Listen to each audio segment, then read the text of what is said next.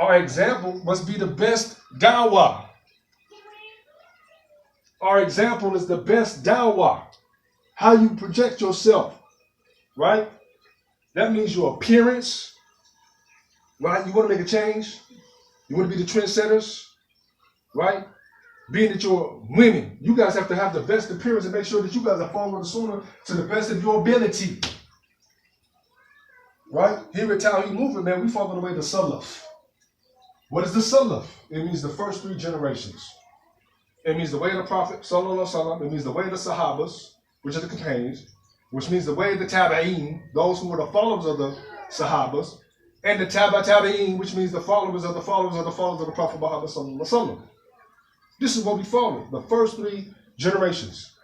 So as Muslims, we have an appearance, especially with the women, you guys have to make sure that you're dressing properly. You're part of Tauheed Movement or a part of following the way of the Salaf. You have to make sure that you're following your appearance properly. The way that you wear your hijabs, your khimaras, your niqabs, and whatnot, it has to be proper.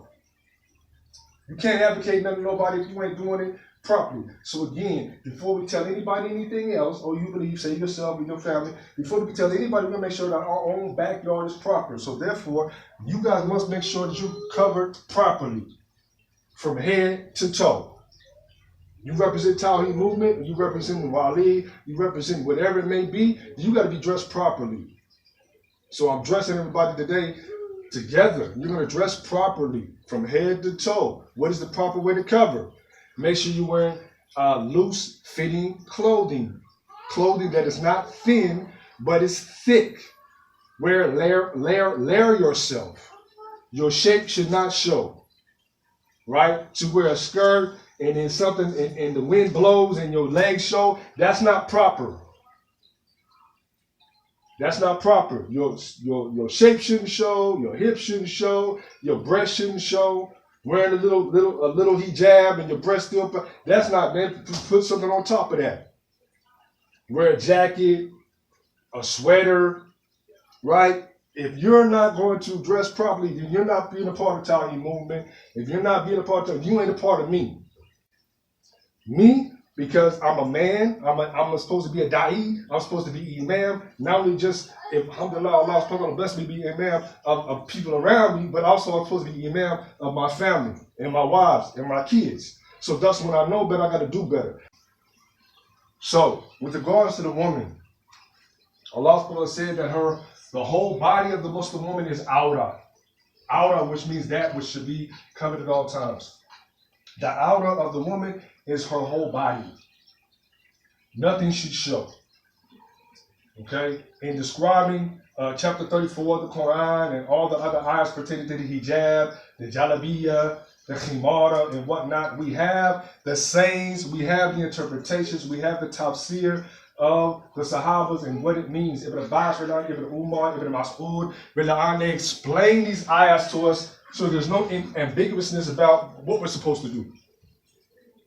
He said that when these ayahs came down, Aisha bin Anha and the believers, they would cover their whole body with black, like black crows. They would call them black crows.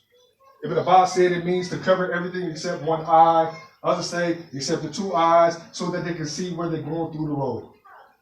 So everything must be covered. And the niqab is part of the sunnah. It's part of the way of the salaf, or the way that the wives of the Prophet Sallallahu Alaihi Wasallam, or the wives of the Sahabas, that's how they dressed. Right? This is not because Wali says so, or because this is because this is the sunnah. This is the way the salaf. This is the way that the Prophet Muhammad Sallallahu Alaihi Wasallam's wife dressed. This is the way that the Sahaba's wives dressed. Period. The hadith with regards to the hands and the face being shown, as Sheikh Al-Amaanee explained, that this means during the salat. Doesn't mean at all times. It means during the salat, the face and the hands can show. Unless there's some men that can see you. But during the salat, you can unveil yourself and take off the gloves unless you're in an open place and there's a probability that the men can see you. But other than that, you have to be covered at all times. And like I said, if you have no gloves, you can afford no gloves, but I'll get you some gloves. This is where I'm at. With regards to your covering, or how you're supposed to cover, or whatever, it ain't what you want to do. It ain't what you feels comfortable for you, or what, I'm too hot. It don't matter about that. I don't care about none of that. The hellfire is hotter. So if you want to be a part of those who are trying to make a change, you really want to be of those of following this deen like it's supposed to be doing, like the way of the women of old, then you will do what they did, not what you want to do. Allah subhanahu wa ta'ala said in the Quran, Surah Al-Baqarah, the believers, that when they hear something, they say, Sami'na wa ata'na. We hear and we obey. That's what the believers do. The believer, the one that wants to be saved from the fire. You want to go to the hellfire? You can do what you want to do.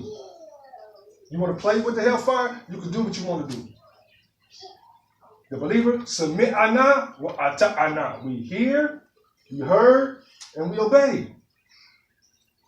The best women are those who are the qanitat. Allah subhanahu wa ta'ala said the qanitat, those who are obedient. These are the best women. The salihat, the righteous women. These are the best women. What is the qanitat? It means those who are obedient to Allah subhanahu wa ta'ala. And those who are obedient to their husbands, as long as their husband is advocating the deen, advocating the halal, advocating that which is good for you. Your husband's telling you to do something foul, faulty, haram, then no. Right? Obedience is bil ma'aruf. Obedience is that which is good, or that which is known to be halal, or that which is good. But to obey your husband in something that's haram, no. And Allah subhanahu wa ta'ala said through the Prophet Muhammad, obey your husband that which you like and that which you don't like. You may not like something, but if it ain't haram, you still have to obey your husband. Period. As Aisha anha said, if you knew the responsibility, as the Prophet said, if you knew the responsibility, right, or the level of the husband, or the thanks of a woman towards her husband, she would lick the bottom of his feet. If I was to order anyone to bow down to anybody other than Allah subhanahu wa ta'ala, it would be the woman to bow down to her husband for the rank that he has over her. That's hadith. The Prophet Muhammad said that Jannah and the Jahannam of the woman is through her husband. The paradise and the hellfire of a woman is through her obedience to her husband or her disobedience to her husband. Period. Thus, that's why you must make sure that you marry the right person. Make sure you marry the right husband. If you marry somebody for anything other than the deen of Rasulullah said, you'll be of the khasirin, you'll be of the losers, and your nose will be in the dust. So marriage should be for the deen, not for nothing else. Because the man, if you're married for the deen, you understand that the husband, that he's trying to advocate this deen. So if you're married for the deen, if you really want the deen, you make sure that you're with a man or a husband that's advocating or sincere about this deen. So again, with regards to the best example, our best dawah, man, it goes with everything, our appearance. So like I said, man, inshallah, those who are part of the Tauheed Movement, inshallah, we're advocating a certain way for the women to dress. Me as a husband, I'm advocating how I want my women to dress, or how I want my wives to dress, how I want my kids to dress. You guys will follow the way of the Salaf, period, man. Make sure your stuff is appropriate. If it's not appropriate, get rid of it. Don't even play with it. Only have certain, okay, you think the women, the Sahaba, they had a plethora of clothes? They might have worn the same thing and said there was one sister, I forget her name, but there was one garment, she would wear that same garment for years. It was a garment that the Prophet Muhammad told her that would be blessed, and she never took it off. Just to wash it and then put it back on. So to worry about different clothing and I don't have this and that, you have enough. And Allah is sufficient.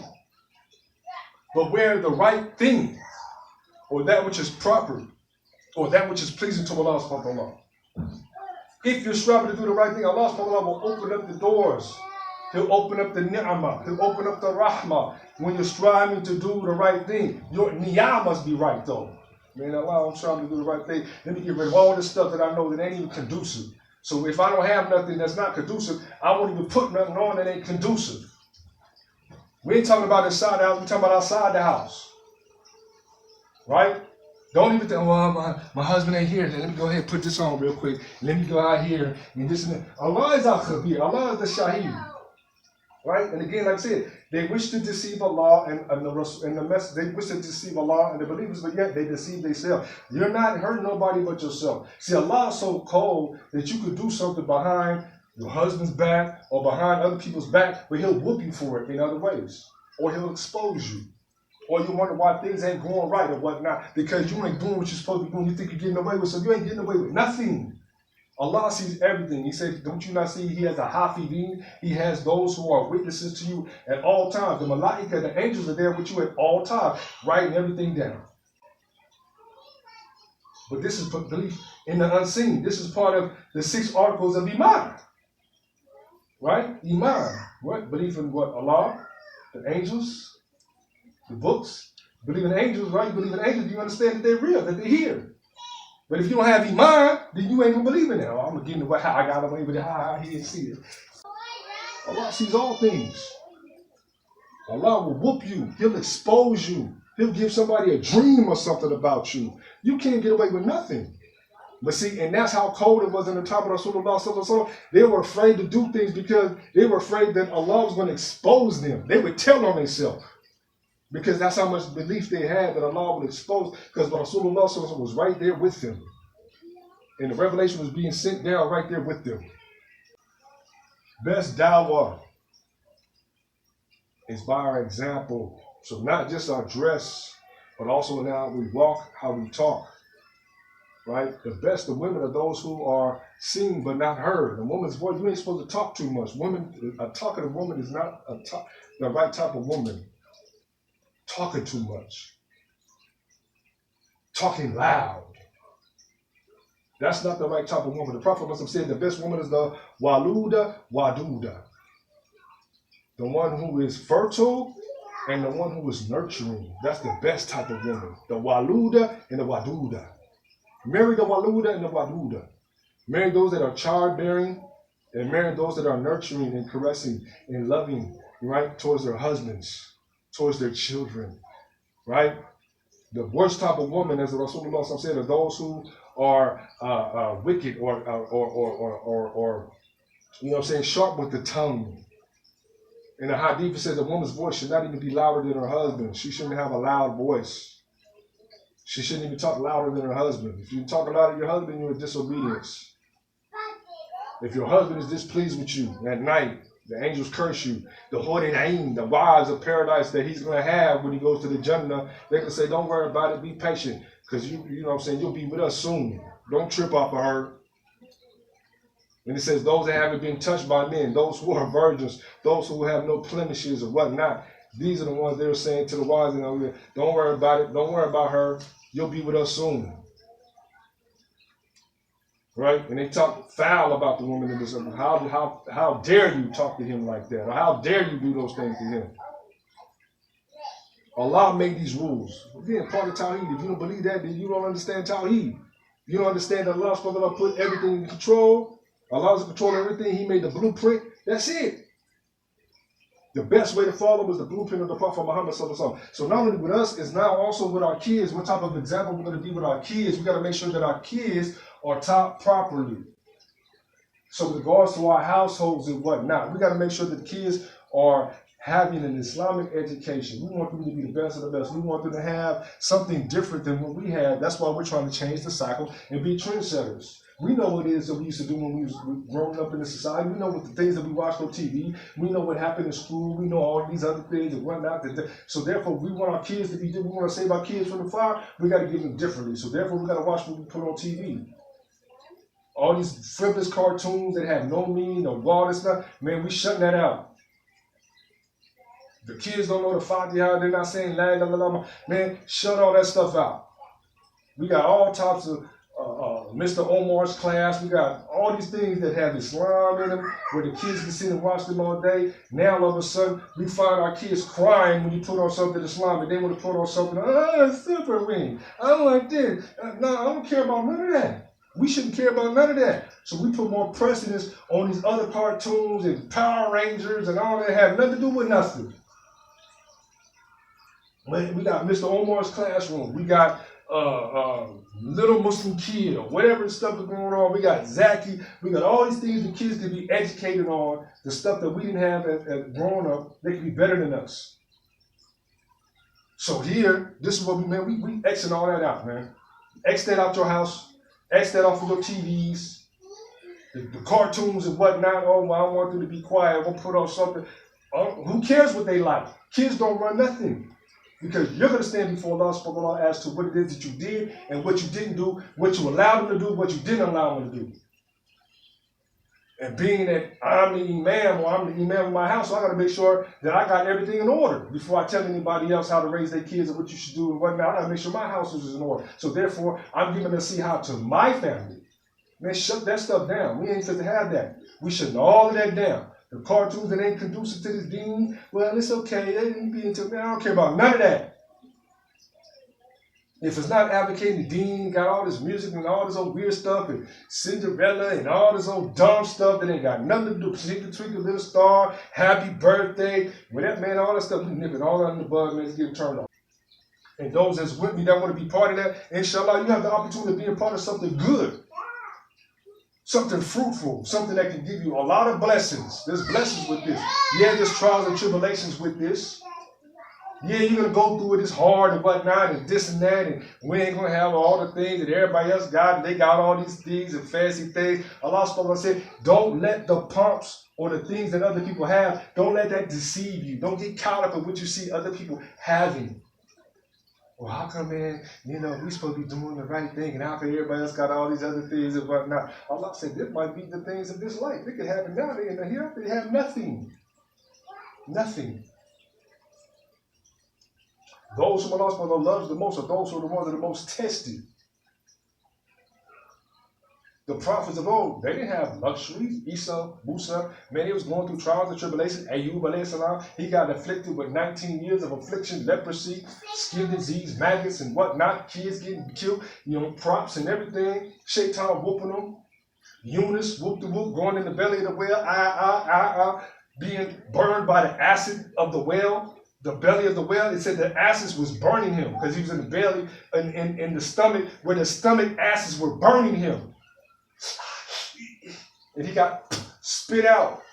They went through trials and tribulations. Yusuf alayhi salam, he went to jail for bid'ah, it says like 13 years. For what? He didn't do nothing. He got hated on. His brothers was hating on him. They was beating him, and said in the top shit, they used to beat him. Whenever his daddy wasn't around, they used to kick him and beat him and stuff. This is what happened to Yusuf alayhi salam, because he was jealous of him, because he was handsome, he was loved by his daddy. He used to have visions and dreams. When they threw him in the well, he got, you know, put into slavery. The women was trying to seduce him because he was so handsome, and one night he went to jail for something he didn't even do. This is the way of the believer. Then Allah subhanahu wa ta'ala said at the end of that ayah, he said, this is the way of the muhsinin. These are the ones who are the foremost in the deen. So we say, ihdina sirata mustaqim sirata ladina namta alayhim, O Allah, guide me to the straight path, the path of those who you have bestowed your ni'mah, your na'ima on. Who are those whom he has bestowed his ni'mah upon? Right? The prophets, the righteous, the martyrs, right? And the truthful ones. So when you saying ihdina sirata mustaqim every time in the Fatiha, you're saying guide me to the straight path, you're saying, oh Allah, guide me to the path of the prophets. What prophets? Yusuf, Joseph, Jonah, Ayub, Musa, Shu'aib, Muhammad, sallallahu alaihi wasallam, Isa, all of these prophets, you better know their stories. What did they go through? You want to be the best of the best? Then you got to go through what they went through. You might go through what they went through. You follow the example of the Prophet Muhammad sallallahu alaihi wasallam, you might go through what he threw. Do you know that he got boycotted? He was starving. The people that was in town, they got stoned and they was getting whipped and tortured and killed and whatnot. The first martyr of the deen was Sumayya. It was a woman. She was black. Said she got pierced and killed for the deen. Bilal, Ahad. So if you're not ready for that, if you're not ready for the struggle, you ain't ready for this deen. You ain't playing. Well, I went the easy way. I know it's so hard. And, oh my gosh, it's so tiring. Then you ain't ready. No pain, no gain. They keep saying that, no pain, no gain. They say that about the dunya. No pain, no gain. So what you think about this deen? This deen? No pain, no gain in this deen. Deen is another word for deen. Same root word. No pain, no gain. So we got to make sure that we have the best example, not just for us, our children. We got to make sure they wearing the right clothes. We got to make sure they learning the right things, they seeing the right things. Man, this is real. If you ain't living this, man, if you ain't living this, then you ain't real with this. This ain't a fad. What dawah are you giving? What dawah are you giving? Or are you hindering somebody from the deen? Because if you're the best of the best, you're trying to be a change, you're going to be the best of the best in everything that you do because you want to show them the beauty of Islam and how it changed you, not how you still like everybody else. Islam makes you better. Either you giving dawah to somebody or someone's giving dawah to you. Which one is it? You giving them dawah? You telling them something? You trying to encourage them to do something? Or are they giving you dawah and you doing what it is that they doing? Which one is it? Because every time you get in a conversation, it's one or the other. Either you giving dawah or they giving you dawah. Which one is it? That's why Rasulullah said after every conversation, you say, Subhanaka Allahumma wa bihamdika wa ashhadu an la ilaha illa anta wa astaghfiruka wa atubu ilayk. He said you make this dua, so if there's any indiscrepancies in your conversation, man, you're asking Allah for forgiveness. And Rasulullah said, if you talk and you have a conversation and you're not praising Allah, you haven't praised Allah, you haven't dhikr of Allah in that whole conversation, he said, it's like talking around a dead donkey.